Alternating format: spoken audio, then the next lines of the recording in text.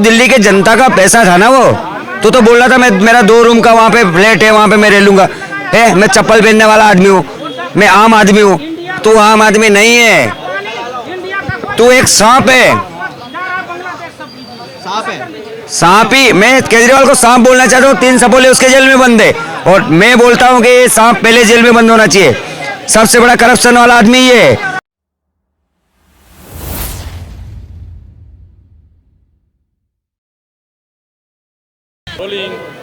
कुछ और लोग भी हमारे साथ मौजूद हैं, इनसे जानते हैं कि इस बार 24 इलेक्शन को लेकर इनकी क्या राय है और ये किसको इस बार भारी मतों से जिताने वाले हैं, या भाजपा आने वाली है या फिर गठबंधन कुछ होने वाला है इस बार। सर क्या नाम हुआ आपका? विजय शर्मा। इस बार क्या लगता है 24 के अंदर बीजेपी वापसी करने वाली है या फिर गठबंधन की सरकार बनेगी? सर मैं आपको बताना चाहता हूँ, बीजेपी के खिलाफ जितने भी चोर है ना, सारे इकट्ठे हो गए। एक ईमानदार आदमी को हराने के लिए सारे चोर एक थाली में खा रहे हैं। तो चोर किसको कह रहे हैं? चोर आप सोच लो, 28 चोर। पहले 26 चोर थे, अबे 28 चोर हो गए। एक चारा चोर, एक टोटी चोर। मुलायम सिंह मुल्ला की औलाद अखिलेश यादव, वो भी चोर है। इतनी चोरी किया मुलायम सिंह यादव ने, जो राम भक्तों पर गोली चलाई। बोल सकते हैं क्या देश की जनता? बोल सकती है? ये चोर ये कभी भी नहीं जीतने वाले। क्यों? भ्रष्टाचार लोग हैं, इनने भ्रष्टाचार की देन है इनमें। और एक चोरी है दिल्ली का, उसका नाम आपको पता ही होगा। बता दूं कि बताऊं? बता दीजिए किसको कह रहे हैं? केजरीवाल।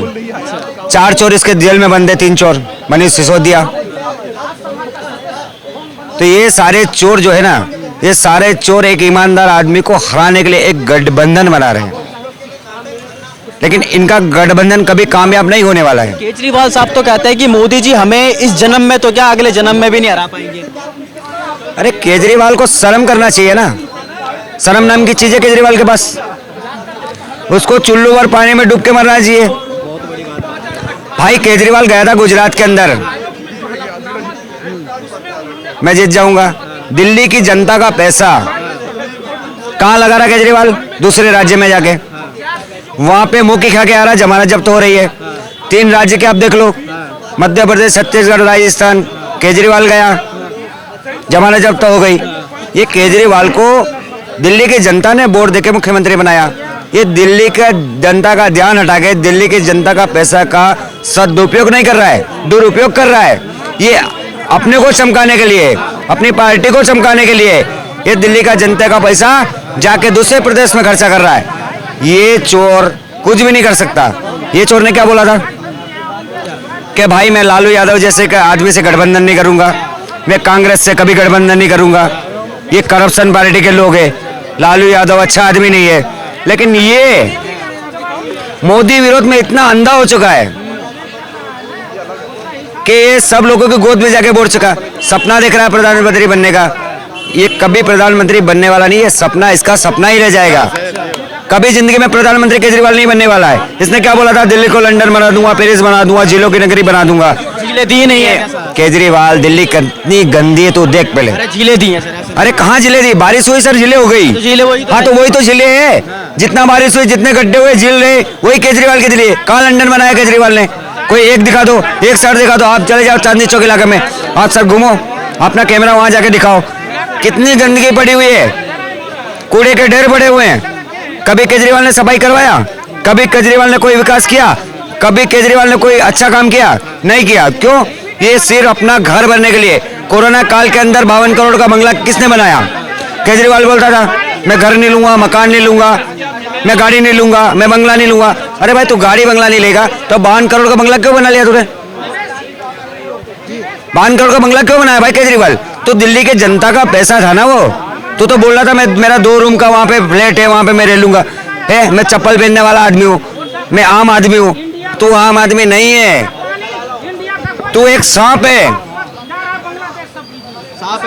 सांप ही। मैं केजरीवाल को सांप बोलना चाहता हूँ। 3 सपोले उसके जेल में बंद है और मैं बोलता हूँ कि ये सांप पहले जेल में बंद होना चाहिए। सबसे बड़ा करप्शन वाला आदमी ये है। सबसे बड़ा चोर केजरीवाल है। दिल्ली का चोर कौन? केजरीवाल, सबसे बड़ा चोर। और ये चोर मुसेरे भाई, ये अपने भाइयों से मिल गया जाके। रामलीला ग्राउंड में केजरीवाल ने क्या बोला था? यही बोला था लालू यादव 1 नंबर का चोर है, मनमोहन सिंह 1 नंबर का चोर है, राहुल गांधी की पार्टी एक नंबर की चोर है, तो ये चोर उनके साथ क्यों जाके बैठ गया? ये तो ईमानदार आदमी था ना। अरे कौन सा दूध का धुला है तू केजरीवाल? अगर जो तू दूध का धुला होता तो तेरे 3 मंत्री जेल में बंद होते। क्यों जमानत दी तो भाई उनकी? एक अच्छा वकील कर ला। अगर जो उनने ईमानदारी, अगर जो ईमानदार थे वो बेईमान नहीं थे तो उनकी जमानत कैसे नहीं हुई? उन्हें बेईमानी की नहीं, उन्हें अगर जो चोरी की नहीं तो वो जेल में बंद क्यों है भाई? बता सर, बात ये नहीं है सर, बात ये नहीं है। अगर बीजेपी सरकार गलत है और डिजिटल इंडिया है, इस टाइम पे यहाँ पे सीपी में खड़े हो के आप लाइव प्रदर्शन कर रहे हो। एक मिनट, मैं बता रहा हूँ ये चोरों पार्टी का सरदार कौन है? राहुल गांधी। राहुल गांधी की सोच क्या है? राहुल गांधी की सोच क्या है? राहुल गांधी की मम्मी से दादी से लगाकर देश के साथ गद्दारी किया कांग्रेसियों ने, लूटा है देश को।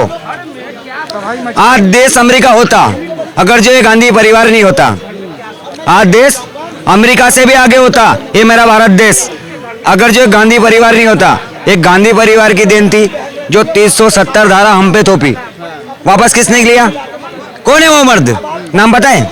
मोदी जी, जिनने वापस लिया। पाकिस्तान का आदमी शादी करके ले जाता था कश्मीरी लड़की से और नागरिकता यहाँ मिल जाती थी।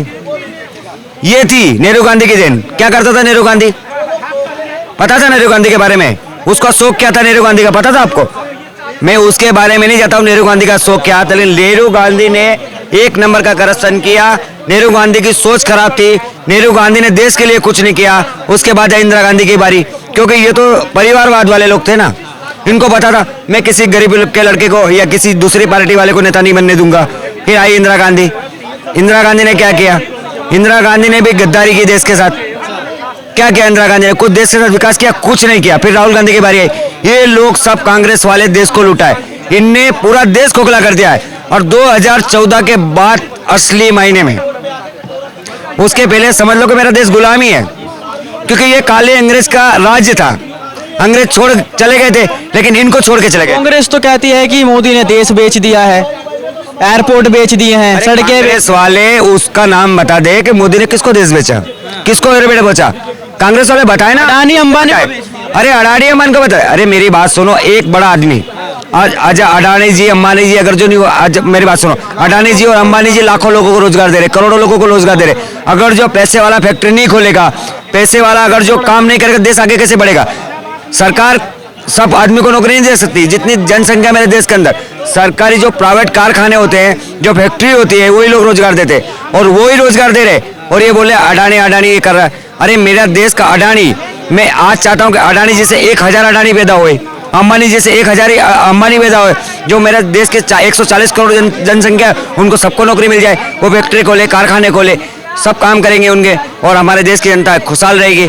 लेकिन ये राहुल गांधी ने क्या किया? विकास यात्रा, कांग्रेस का फायदा। भारत जोड़ो यार, भारत जोड़ो यात्रा क्या हुआ? उससे अपना फायदा करने के लिए, अपना वोट बैंक बढ़ाने के लिए कांग्रेस ये भारत जोड़ो यात्रा कर रहे थे। उसको पता है भारत टूटा है? भारत तोड़ा किसने? कांग्रेस वाले ने तोड़ा ना। बांग्लादेश किसने दिया? कांग्रेस वाले ने तोड़ा। पाकिस्तान किसने दिया? कांग्रेस वाले ने तोड़ा। पीओ को किसने दिया? कांग्रेस वाले ने तोड़ा। ये राहुल गांधी को सोचना चाहिए, वो भगवान जय श्री राम का नाम ले, अगर जो वोट लेने का है तो है, वो नहीं बोलता है। स्टालिन बोलता है सनातन है, कीड़ो मकोड़ा है।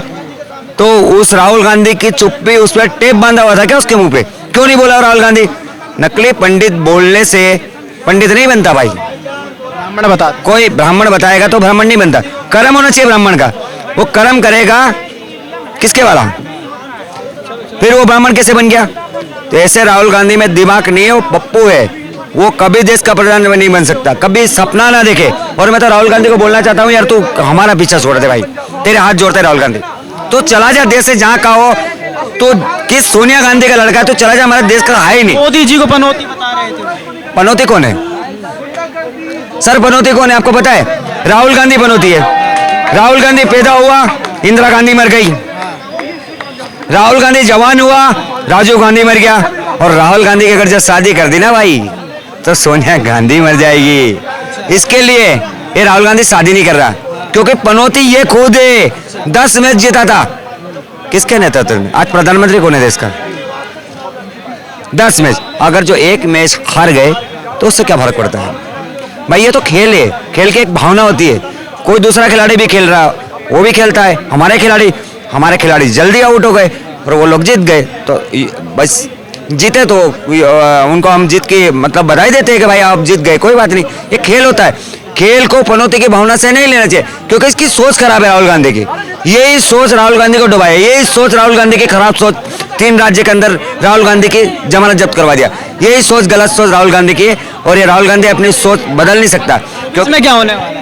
अरे 24 में तो वही मोदी जी आने वाले हैं सर। 24 में कौन हरा सकता मोदी जी को? आपको पता है कोई है योग्य?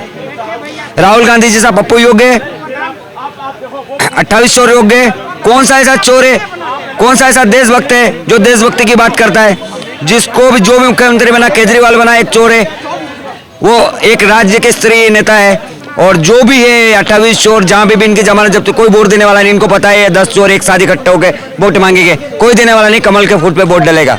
देश की जनता जान चुकी है। सर क्या नाम हुआ आपका? मन्नी नाम है मेरा। सर क्या लगता है 24 के अंदर किसकी सरकार बनने वाली है? इस बार 400 पार होगा या फिर जमानत जब्त होगी भाजपा? देखो बीजेपी आ रही है, फुल बहुमत से आ रही है, 400 सीट पार आ रही है, इसमें कोई संदेह नहीं है बिल्कुल। तो किन मुद्दों पे वोट होने वाला है? देखो मुद्दे बहुत सारे हैं, मैं आपको गिनाऊंगा। मुद्दे ये है, देश में मोदी जी की गारंटी चल रही है इस टाइम। देश लोगों को जो वोट देगा, देश जो वोट देगा मोदी जी की गारंटी के ऊपर वोट देगा। धारा 370 के ऊपर वोट देगा।